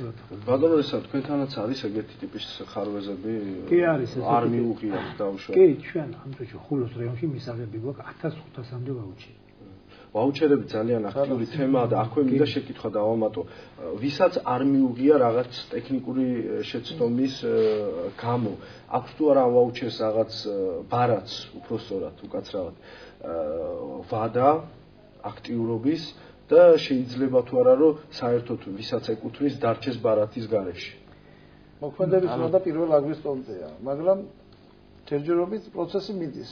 ხდება როგორც დაბრუნება, არის ისეთი მაგალითად სახნავი ბარათია ადამიანს. მაგრამ კი ესეთ მაღალმთიან რეგიონში ვერ მოხნავს იმ ბარათით, იმიტომ ისეთია მისი რელიეფის გამო. ამიტომ დააბრუნებს უკან და მიიღებს ნომინალურ ბარათს. ეს პროცესი კიდევ მიდის. ჩვენი რაიონის პირობებში ხდება შემდეგნაირად. კომბინირებული ბარათი, რომელიც ითვალისწინებდა დახვნას, მთლიანი მოსახლეობის რაოდენობის მხოლოდ 205-მა ფერმერმა დაიტოვა. დანარჩენი უკან დაბრუნდა. იმიტომ რომ თვითონ მექანიზაცია ტრაქტორს არ შეუძლია ამ დაკვეთების დახნა. მინი მექანიზაცია არ გაგვაჩნია. კითხვის ახლა რა ხდება? ეს 205 ვაუჩერი ის დასახნავი ბარათი დარჩა ადგილზე და დღეს ამხანაგობები არის შექმნილი, რომელსაც გააჩნიათ თავისი ტექნიკა და გასულიერენ და მუშაობენ. ამჟამად ხაზირის ხეობაში მიმდინარეობს დახმითი სამუშაოები, ხოლო რაც შეეხება სხვა მექანიზაციის საკითხს, ზუსტად აქტუალური იმიტომ არის ჩვენთან ეს მოტობლოკები, რომ ამ მოტობლოკებმა ჩაანაცვლა ფაქტიურად გამწევი ძალა ხარი. და დღეს მინიმუმამდე არის დასული. კი, არის გამწევი ძალა, რა თქმა უნდა, მაინც წამყვანი ძალა არის ხარი დღესაც რჩება წამყვან ძალად, მაგრამ უпростоრად ეკონომიური გათვლით უფრო მომგებიანი დარჩა მოტობლოკის შეძენა. ფერმერმა რომ შეინახოს ხარი. ჩვენ კარგად ვიცით რომ როგორი მოვლილი უნდა გაიყვანოს გაზაფხულზე. იმას რა საკვები ჭირდება, რა მოვლა ჭირდება და ელემენტარული გათვლით დღეს იმას ურჩევნია შეიძინოს მოტობლოკი და იმით დაამუშავოს. საინტერესო რა მდგომარეობა ამ კუთხით ქედის მუნიციპალიტეტში, ანუ თუ გაქვს შესწავლილი მექანიზაციასთან დაკავშირებული საჭიროებები და ის ხარვეზები და პრობლემები, რაც ამ თემას უკავშირდება. მოტობლოკის მოთხოვნილება ძალიან დიდია ჩვენთანაც ასეა. უბრალოდ მოტობლოკი ბაზარზე არის, მაგრამ ძვირია და არა ხელმისაწვდომი ფერმერისთვის, ყველა ფერმერისთვის. ამიტომ მიზნობრივი პროგრამით ურჩევნია თუ შეიძინონ ის 30%, 70%-ით ნაკლებია 30% სიხდიან პრაქტიკულად ფერმერები. როდესაც ერთი პრობლემა გონიჟილტი აქ ერთი რაღაცაა დასაზუსტებელი. ხომ არის სოფლის მეურნეობის მაღაზიებში ბლოკები გასაყიდი. იცით რატომ დაინტერესდებიან ფერმერები უბრალოდ ამ პროგრამაში ჩასმული მოტობლოკების მიღებით? ის რომელიც მაგალითად მაღაზიაში ყიდულობს, ის დაკომპლექტებული არ არის. იმას არ აქვს სახნისი, თქვათ იმას არ აქვს კულტივატორი, იმას არ აქვს კარტოფილის ამომღები და ეს ყველაფერი, რაც ჩამოუთვალე, ეს სამთავრობო პროგრამით გათვალისწინებულ მექანიზმებულ ამ მოტობლოკებს აქვს. ზარი გვაქვს ეთერში. მოგესალმებით და გისმენთ. გამარჯობათ, მოგესალმებით. საიდან გვიკავშირდებით? ხულოდან გაგიხეთ. ძალიან სასიამოვნო. გისმენთ დასვით შეკითხვა. მაინტერესებს ამ ჩიქელებთან დაკავშირებით ხულოში შემოვიდა ახლა კიტრის ენერგიები და დანარჩენი ენერგია როდის იქნება და ეს კიტრის ენერგია ძალიან გაზრდილია და სიმაღლეში და თუ იქნება ადრე მოზოდებული დანარჩენი ენერგია რომ მოსახლეობამ გამოიყენოს. ანუ ის რომ ეს ენერგიები გაზრდილია, თქვენ გიქმნით პრობლემას შესაძლებელია ვერ მიიღოთ სასურველი შედეგი, თქვენ ესე ფიქრობთ? კი ბატონო, კი ბატონო. აქ ბატონო რესალ აგრონომის შეფასებაც და კი ბატონო გეტყვით ახლა შემოვიდა 27500 კიტრის ჩითილი 7 თემში დარიგდა ჯერჯერობით პრეტენზია არავის არ გამოუთქვამს კი ცოტა წამოზრდილი არის მაგრამ ვინც ამ კულტურასთან დამოკიდებულება კარგად იცის ის იმ წუთში ან ძაფზე აიყვანა ან ჭიგო დაუსვა იმიტომ რომ წელი გაიმაგროს რა და ეს იმდენად მოვლილი და იმდენად ქიმიურად დამუშავებული ყველანაირი ტექნოლოგიის დაცვით მოყვანილი ჩითილებია რომ ცნობისათვის შეიძლება ასეთი რაღაცა თქვა გასულ წელში ერთი ჩითილის ფასი იყო 15-დან 24-მდე ვინც შეიძინა წელს იმას არ არის ინდივიდუალური ჩითილი აღარ მოუწყვია გათვალა ელემენტარულ რაღაცაზე რომ ინდივიდუალური ჩითილი მოაწყოს ხომ უნდა პოლიეთილენის აპკი ხომ უნდა იმას მისი მიხედვა მისი ტექნოლოგია ესე იგი ფაქტიურად პოლიეთილენის ფასით იმ კაცმა მთლიანი ნერგი შეიძინა მთლიანი ჩითილი შეიძინა და გასულ წელში სხვათა შორის მე პირადად ხულოს რაიონი აქტიურობს დიდი ბოდიში რომ გაწყვეტინეთ მოგესალმებით და გისმენთ გამარჯობათ ბატონებო მოგესალმებით დასვით შეკითხვა ასეთი შეკითხვა მაქვს ბატონ რესალთან მე გიგავშიდებით ხულოს რაიონის სოფელ დაბლანიდან დიდი მადლობა გისმენთ საერთოდ აბსოლუტურად თითქმის ყველა სოფელში დარიგდა ვაუჩერი მაგრამ არც ეს კომს არ მიუღია სოფელ დაბლანიდან თუ გაგვარქოს რა ხდება მადლობთ შეკითხვის ბატონ როსან თქვენ ცოტა ხნის საუბარში აღნიშნეთ რომ 1500-მდე ვაუჩერი არ მიუღიათ მეპატრონეებს თუ არის შესაძლებელი რომ მათ მიიღონ ბუნებრივია დაგვიანებულად შეიძლება ჩაითვალოს უკვე ამ ეტაპზე ბარათების გაცემა მაგრამ ამ შემთხვევაშიც თუ არის შესაძლებელი რომ მიიღონ აბსოლუტურად და რა ვადებში შეიძლება მიიღონ ყველა მიიღებს ამ ვაუჩერს ოღონდ არის ერთი პრობლემა ხალხს აინტერესებს ფერმერებს აინტერესებს ამის შემაბრკოლებელი მიზეზი რა იყო თქვა რა თქმა უნდა ჩვენ როცა შეიქმნა ეს სამსახური და დავინტერესდი და ანალიზი გავაკეთეთ ძირითადად მექანიკური შეცდომები აღმოჩნდა ელემენტარული ისეთი რაღაცა ლაფსუსები იყო დაშვებული რომელიც თქვა არც სოფლის გამგებელს თქვა არც თემის წუნებულს არ ეპატიებოდა ძირითადად რაში მდგომარეობს ეს მაგალითისათვის 0.006 ეს ხომ 600 კვადრატული მეტრია და 0.6 არის 6000 მეტრი და ზოგს 10 ჯერ შეუმცირეს, ზოგს 10 ჯერ მოუმატეს. მაყურებლის შეკითხვის შემთხვევაში მთელს ესე იგი ახლა რა ხდება? ძალიან დიდი პრობლემა თვითონ ამ წაბლანაშია შექმნილი და სხვათა შორის ეს ტექნიკური წუნი, რასაც ლაპარაკობ, თვითონ ამ საკრებულოშია. გამოსწორებადია, ყველა შესწორებულია და შესწორებული ვარიანტი გადაგზავნა. ბატონო სოსო, მე მინდა ესეთი შეკითხვა დაგისვათ. სამსახურის შექმნიდან არის ერთი თვე გასული. რა პრობლემები შეგიძლიათ გამოყოთ მოსახლეობის მხრიდან დასმული და დაყენებული ესეთი აქტიური თემები, რაშიც ითხოვს მოსახლეობა და ჩვენი ფერმერები დახმარებას. ძირითადი ალბათ გახმარებული და თქვენცით არის აგროსესხები. რომელსაც ჩვენ კომპეტენციაში არ შედის, მაგრამ რაღაცა ინფორმაციას ვაწვით, მაინც რომ რა შეგვიძლია და სად მიმართონ, რომ ბანკში უნდა მივიდნენ და ბიზნეს გეგმა უნდა წარადგინონ. მაგრამ ჯერჯერობით შედეგს ვერ მიაღწიენ და ჩვენთან დადიან, საუბრობთ, ეხმარებით, უსწორებთ ამ ბიზნეს გეგმებს და ნახოთ, ალბათ მიიღებენ შედეგს. ქედა ასევე არა მარტო ღვინით, ბოსტნეულით, პომიდორი,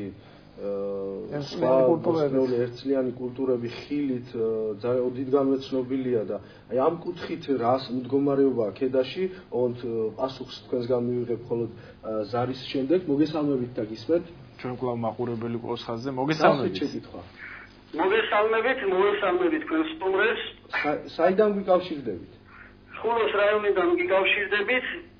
დიდი მადლობა მინდა გადავწი ასევე სოფლის მეურნეობის სამინისტროს, რომ რეგიონებში ესეთი საინფორმაციო საკონსულტაციო სამსახურები გაიხსნა და ყოფილი ვართ ყველა ფერმერი.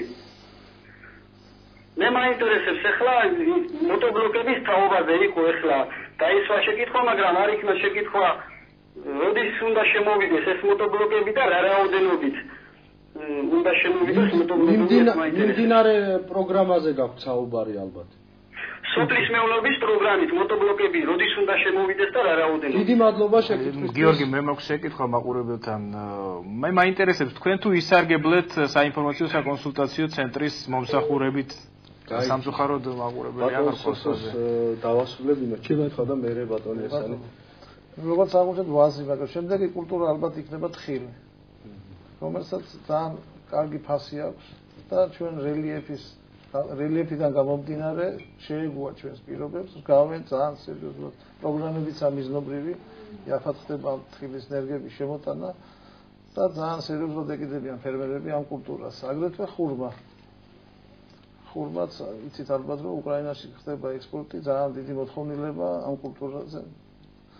ეგეც აგრეთვე ახლა შემოიტანეს მოცვი. და ძალიან დიდი რეკლამა აქვს ამ მოცვს, იცით რა. ის შედგენილობა ძალიან ჯანმრთელობის სასარგებლოა და ამას ბატონოსო ტელეფონი არის ვენებს ბატონოდესან თქვენ საკმაოდ აქტიურობს ჩვენი მაყურებელი. მოგესალმებით. ძალიან სასიამოვნოა. მოგესალმებით. გამარჯობა თქვენ ჯერებე. გამარჯობა. მოგესალმებით. საიდან გვიკავშირდებით? მე ხება ჩავიზრავინიდან გიკავშირდებით. ერთი ასეთი საკითხის გამო მართალია, ეგ პრემატრის თემას არ ეხება. მაგრამ ბატონი ბერიძე რო გამოდიოდა წინასთან გამოცემით. ლაპარაკობდა პატარა სამლეწველო საწარმოებზე. დიახ. ამასთან დაკავშირებით ვკითხავ, რომ აწარმოებთ თუ არა პატარა ინკუბატორებს ფერმერთა კოლექტივის გამოსაყვანად. ან არის თუ არა დაგეგმილი მაგის წარმოება. დაახლოებით 50-დან 100 წელს ხანძი, იმიტომ რომ გენდრობით საქართველოს მასეთი არ არის. და მისი დამზადება რთული არა. დიდი მადლობა შეკითხვისთვის. მე რამდენადაც მაქვს ინფორმაცია და მეტნაკლებად გარკვეული ვარ როგორც პრაქტიკოსი ფერმერი ამ საკითხში, მინდა მაყურებელს უპასუხო ამ შეკითხვაზე. თქვენ შეგიძლიათ მიბრძანდეთ აგროსერვის ცენტრის საინფორმაციო სამსახურებში, რომლებიც დაგაკავშირებენ აგროსერვის ცენტრთან. აგროსერვის ცენტრს აქვს ინფორმაცია ხელოსნებზე, ტექნიკოსებზე, ინჟინერების საკონტაქტოები, რომლებიც დარწმუნებული ვარ შეძლებენ თქვენი შეკვეთის შესრულებას, რადგან მე პირადად მინახავს მსგავსი ტიპის, რაც თქვენ აღნიშნეთ, ინკუბატორები, რომელიც არის დამზადებული საქართველოში. დიდი მადლობა შეკითხვისთვის. და გიორგი, ჩვენ დაუბრუნდით წინა მაყურებლის შეკითხვას მოტობლოკებთან დაკავშირებით. მოტობლოკები ფაქტობრივად მიმდინარე წლის პროგრამით, რაც გათვალისწინებული იყო, შემოტანილია. ამჟამად მიმდინარეობს სიების დადგენა. ვინ უნდა მიიღოს? ეს 48 მოტობლოკი. ჩვენ გადაწყვეტილი გვაქვს 13 სათემო საკრებულოზე თავისი მოსახლეობისა და ფერმერთა რაოდენობის მიხედვით პროპორციული კვოტით განაწილდეს რა. ჩვენ ამ შაბათ კვირას ვიმუშავებთ სიებზე, დადგინდება და ორშაბათ მიეწოდება სოფლის მეურნეობის სამინისტროს და ორშაბათიდან დაიწყება ამ საკითხის გადაწყვეტა. ბატონოსო, მე მექნება თქვენთან შეკითხვა ისევ ბუნებრივია ქედის მუნიციპალიტეტში აგრარულ სექტორში არსებულ მდგომარეობაზე. რა შტაბ-ჭირლება დაგვრჩა თქვენ მუშაობის დაწყებიდან დღემდე? რამდენად კარგად და სწორად არის ინფორმირებული აგრარულ სექტორში სამუშაოების, თუნდაც ელემენტარულად სამუშაოების წარმოებასთან დაკავშირებით ადამიანები და ჭირდება თუ არა ამ მიმართულებით მათ კონსულტაციები და კიდევ ერთ კითხვას დაგისვამ თუ შეიძლება როგორია თვითონ ადგილობრივების განწყობა თქვენი საკონსულტაციო ცენტრისადმი? ისინი არიან ინფორმირებულები თუ აუცილებელია რომ თქვენ მიხვიდეთ ყველა თემში, ყველა სოფელში და ესე ვთქვათ მიიწვიოთ ისინი თქვენთან იმისთვის რომ გაუწიოთ კვალიფიციური დახმარება? მისვლა აუცილებელია რა, ყველასთან მისვლა, ყველა სოფელში მისვლა აუცილებელია, იმიტომ ინფორმირებული არ არიან.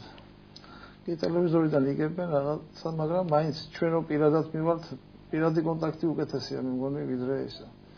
რწმენა თუ აქვს თქვენი ეს შეკითხვა იმ კუთხიდან გამომდინარეობს, რომ აი ჩვენ მოსახლეობა და ფერმერები ცოტა სტატიკურადაა განწყობილი, კი ბატონო, ტრადიციები. თითქოს ყველაფერი იციან, ახლა ჩვენი ქართული კაცია რომ ყველაფერი იცის, მაგრამ ნაცნობად ჭირდებათ. თანამედროვე ტექნოლოგიებია დასანერგი. ჩვენ ძალიან ძველი მეთოდებით სიახლეებს როგორ ნუ ახლა როგორ არის, როგორც ახლა ენერგიები ჩითილებია ასეა. რომ ვეუბნებით რომ ეგ ამდენს ისხამს და ასე მაინც ურჩევნია ფიქრობს რომ ჩემი რო არის და ეს პატარა მცირე მოსავალს იძლევა, მაგრამ გარანტირებულია. ბატონოსო ზარია ისე ჩვენ სოფელში. მოგესალმებით და გისმენთ. მოგესალმებით, თქვენ პირდაპირ ეთერში ხართ, შეგიძლიათ დასვათ შეკითხვა. გამარჯობა, ხობულეთიდან გადუხეთ. ძალიან სასიამოვნო გისმენთ. ისა გვაინტერესებს ერთი რამ, რომ მეცხოველების განვითარებასთან დაკავშირებით ბიზნეს გეგმა რო გაკეთეს, დახმარება გამოვა ბანკიდან? დიდი მადლობა შეკითხვისთვის. აქვე ბატონებო, თუ სურვილი გექნებათ, ბანკში უნდა წარადგინონ, ახლა ბანკმა უნდა დაამტკიცოს ეს ბიზნესი. უნებრივია ბანკის ოფიცერის მიმართოს აღნიშნული ბიზნეს გეგმა თქვენ თუ გააქვთ უკვე ბიზნეს გეგმა უნდა მიმართოთ ქობულეთის საკონსულტაციო სამსახურს ბატონ მანუჩარ გიჟარაძეს რომელიც დაგაკავშირებთ ფინანსისტი შეეცდება შეაფასოს თქვენი ბიზნეს გეგმა თუ რაიმე ხარვეზები იქნება დაეხმარება რომ შეგისწოროთ და ჩაიტანოს თავისი შენიშვნები ამის შემდეგ უნდა მიმართოთ ბანკს და ბანკმა უნდა მიიღოს თქვენი ბიზნეს გეგმა. აქედან გამომდინარე გიორგი მევაკეთებ დასკვნას რომ საინფორმაციო საკონსულტაციო ცენტრები ამ მიმართულებით ძალიან საჭირო სამსახურებია ესე ვთქვათ და მოსახლეობამ აუცილებლად უნდა იაქტიუროს და მეტი კონტაქტები იქონიოს თქვენთან. ბატონ სოსო, ისევ თქვენთან მექნება შეკითხვა აქ საუბარი იყო მცირე საწარმოების განვითარების პროგრამაზე, აგროსერვის ცენტრი მუშაობს ამ პროგრამაზე. საინფორმაციო საკონსულტაციო ცენტრები რა ტიპის ინფორმაციას აწვდით ამასთან დაკავშირებით ფერმერებს? ჩვენთან მოსახლეობის მოთხოვნილება ძირითადად არის რომ ყურძნის გადამამუშავებელი საწარმოს შექმნაზე, რადგანაც თვითონ რეალიზაცია უჭირთ, მას თვითონ ძნელია რა სოფლიდან გატანა და თუ ადგილზე იქნება, ქედაში იქნება და არის საუბარი ახლა მიმდინარეობს უკვე პროექტი მზადდება ქედაში მცირე ღვინის ქარხანა აშენდება. და ეს მცირე საწარმო იქნება რაც ჩვენთან ერთ-ერთი რომელიც აქვთ ასეთი მიზნებიც რომ წვენებით დაამზადონ და ხილიც მიიღონ კულტურები. ქედას აქვს ძალიან კარგი გამოცდილება მე ვიცი რომ დიდი პოტენციალი ძალიან დიდი ღვინის ქარხანა გადამამუშავებელი მზადდებოდა ასევე სპირტი იყო ხილისა და წვენების ქარხნებიც ანუ ბაზა არავით არის დარჩენილი არ არის. გარიდულია, თუმცა მე მუშაობ ფათაშორის ამ ხარხნებში. ბატონო სოსო ზარია ისე ჩვენს ეთერში დიდი ბოდიში პასუხის კარგი. მოგეს სამწუხაროდ მაყურებელი რა გამოცდილება იყო ამ კუთხით ქედაში თუ შეგიძლიათ ძირითადი ბაზარი იყო რუსეთი. ჩვენი წარმოებული პროდუქციის ბაზარი რუსეთში იყიდებოდა ყველა პროდუქცია. ხო და კონკურენციას ვერ გაუძლო და გაკოტრდნენ ეგორივე ქარხნები. ეხლა სხვა მიდგომაა საჭირო უკვე თანამედროვე დაფასება უნდა თანამედროვე ბაზრის ათვისება უნდა და ალბათ გაასწავლეთ თავს ბიზნესმენები ამას. ბატონო რესამ, თქვენ რო ყოფილიყავით დღეს ბიზნესმენი და აპირებდეთ ინვესტირებას ხულოს რაიონში. რა საწარმოს გახსნიდით ან რას მიანიჭებდით პრიორიტეტს თუ შეგიძლიათ რომ ჩვენთან ძირითადად ჩვენი რაიონი ორიენტირებულია მეცხოველეობაზე. არის მემცენარეობის დარგში ძირითადი წამყვანი კულტურა კარტოფილი და სიმინდი და ჯერჯერობით ალტერნატიული კულტურა რომელსაც შეუძლია ჩაანაცვლოს და განსაზღვროს ხულოველი გლეხის სტრატეგია ჯერჯერობით არ ჩანს. კი არის რაღაც მოთელვითი სამუშაოები მაგალითად მრავალწლიანი ნარგავებით, მაგრამ ჩვენ ხომ კარგად ვიცით რომ ხულოველი გლეხის მთლიან ეკონომიკის 95%-ს წარმოადგენს მე კარტოფილება, მე სიმინდები და მე ცხოველეობა. მე თუ ვიქნები ფერმერი და მომეცემა იმის საშუალება გაუხსნები აუცილებლად ხორცის გადამამუშავებელ საწარმოს, რომელიც მოახდენდა ადგილზე დაკლის პროცესსაც, გადამუშავების პროცესსაც და მზა პროდუქციის მაგალხარისხიან ეკოლოგიურ სუფთა პროდუქციის გამოშვებას. რაც საკმაოდ მოთხოვნადი და გაყიდვადი პროდუქტია, იმედი გვაქვს რომ ბიზნესმენები დაინტერესდებიან ამ თავისუფალი თანხებით, ვინც ყავს საქართველოში დაინტერესდებიან და იფიქრებენ ამ კუთხით და მოგმართავენ თქვენ. ბატონო სოსო, ქედის რაიონი, ასევე ჩვენ ვისაუბრეთ ღვინის გადამუშავებაზე, ბოსტნეულის გადამუშავებაზე. დღეს მდგომარეობით დაახლოებით თუ შეგიძლიათ შეაფასოთ ბათუმის თვითონ მომხმარებლის რა პროცენტს აკმაყოფილებს ბოსტნეულით. ეს შეკითხვა ხულოს წარმომადგენელთანაც მექნება და ქედის. აი დაახლოებითი ციფრები რო გითხრათ, ჩვენთან ტურიზმი ყოველწლიურად ვითარდება, უფრო და უფრო მეტი ტურისტი ისვენებს ჩვენს ქალაქში. რა თქმა უნდა, მას კვება ჭირდება და საკვები პროდუქტებით პირველი მომწოდებელი არის ჩვენი მაღალმთიანი აჭარა. რა პროცენტამდე იქნება და მცირეა ჩვენი მაქსიმუმ 5-10%. არსებობს თორე პოტენციალი რომ გაიზარდოს ეს პროცენტი, ეს მაჩვენებელი. ნეული კულტურები. სათბურებით, სასათბურე მეურნეობის ხარჯზე თუ იქნება რომ იმ პერიოდში მოვიყვან ჩვენ ამ ერისმოვან კულტურებს, აი ადრე გაზაფხულზე და გვიან შემოდგომამდე თუ გვექნება, ასე უფრო მეტი აქვს და ჩვენ ქედაში რო შემოვიდა ერისმოვანი კულტურები, მაშინ ბაზარზე უკვე დაცემულია ფასი და მინიმალური ფასში ყიდიან ჩვენი გლეხები ან ფერმერები ამ პროდუქციას. ხულოში რა რესურსი არსებობს ამ თვალსაზრისით? კიდევ ერთხელ ვიმეორებ, ჩვენთან არის ფერმერთა გარკვეული რაოდენობა, რომელმაც კარტოფილი ჩაანაცვლეს ხახვით, ნიორით. სხვათა შორის ძალიან მომგებიანი დარჩა ეს, მაგრამ ჯერჯერობით იმის ფონზე, რაც იმ მასშტაბით, რაც ხულოში მაგალითად კარტოფილის და სიმის უკავია, ჯერჯერობით მიზერულია. მაგრამ ვინც ამ კულტურას მისდევს, იცით რა ხდება, თვითონ ყველაფერი ბაზარს არეგულირებს მოთხოვნა. მოთხოვნა თუ იქნება, პრობლემა არ არის. ხულე ფერმერს ბატონებო აინტერესებს ერთი რამ. მოიწია კარტოფილი და იმ ფასში მაინც გაყიდოს, რაც მის დამუშავებას, მოყვანას, თვითღირებულებას, რაღაც გარკვეული რაოდენობით მაინც რომ გადაცდეს რა ფასი. დღეს ხალხ ტონობით აქვს ოჯახებში და ამ ბოლო პერიოდში სხვათა შორის როგორც კი გამოვლინდა საბაჟოზე დაავადებული კარტოფილის პარტიების შემოტანა და განადგურება, მაგან წამოწია გარკვეულწილად ადგილობრივი წარმოებული პროდუქციის ფასი და დღეს უკვე 60-70 როგორც კი მიაღწია იმ წუთში ხალხმა სული მოითხოვა და შვება იგრძნო რა. ბატონებო, ძალიან დიდი მადლობა მინდა მოგახსენოთ სტუმრობისთვის და აქვე დაგკვირდეთ, რომ ჩვენც ვიქნებით თქვენი ორივე რაიონის სტუმრები აუცილებლად და ცალკე გავაკეთებთ გადაცემებს თქვენი რაიონების და თქვენი სამუშაოს მიმდინარე სამუშაოს შესახებ. დღეს კი ფილუს მინდა გითხრა, რომ ძალიან საინტერესო გადაცემა გამოვიდა ჩემი აზრით, იმიტომ რომ ძალიან საჭიროებო საკითხებზე ვისაუბრეთ. ზარებით ამას ადასტურებს, აქტიური ზარები დიდი მადლობა. ერთი კითხვა მე დამრჩა ჩვენი გადაცემის დრო იწურება, ჩვენ მალე უნდა დაგემშვიდობოთ, მაგრამ ერთი კითხვა მაინც მინდა დაგისვათ. ის საკადრო რესურსი, რომელიც გაგაჩნიათ, არის საკმარისი იმისთვის, რომ სრულფასოვნად გაუწიოთ ფერმერების ხარდაჭერა ამ ეტაპზე? ამ ეტაპზე საკმარისია. ჩვენ ვფიქრობთ, რომ როგორც კი ახან დაიწყო ამ დარგის აღორძინება და ამ დარგის იმ კალაპოტის წარმართვა, რომ ფერმერმა ნახოს უფრო მეტი მოსავალი მიიღოს და უფრო მეტი მოსავალი მიიღოს, დარწმუნებულად დროთა განმავლობაში მოთხოვნა გაიზრდება და ეს კადრები ვეღარ დააკავოს. ძელი გზის პირველი ნაბიჯი. რა თქმა უნდა, ეს ახლა პირველ ეტაპზე. მე ვფიქრობ, რომ დღეს თქვენ შეაჯამეთ ახლა ეს გადაცემა და მე მინდა ვისარგებლო კიდევ ერთხელ შემთხვევით, მადლობა გითხრათ ასეთი პროგრამის მოფიქრებისთვის და განხორციელებისთვის. ჩვენ მზად ვართ, ოღონდ ფერმერმა სული მოითხოვს, ჩვენ ყველაფერთვის მზად ვართ. ძალიან დიდი მადლობა ბატონო, იმედი გვაქვს ჩვენს ეთერში კიდევ არაერთხელ შევხვდებით და ვისაუბრებთ სხვადასხვა ფერმერებისთვის საჭირო საკითხებზე. ამით ток-შოუ მე ვარ ფერმერი დასრულებულია. ჩვენ ერთმანეთს მომავალ ხუთშაბათს შევხვდებით. შეგახსენებთ, რომ დღევანდელი ток-შოუს განმეორებით ნახოთ თქვენ ხვალბიდის 10 საათიდან შეგიძლიათ.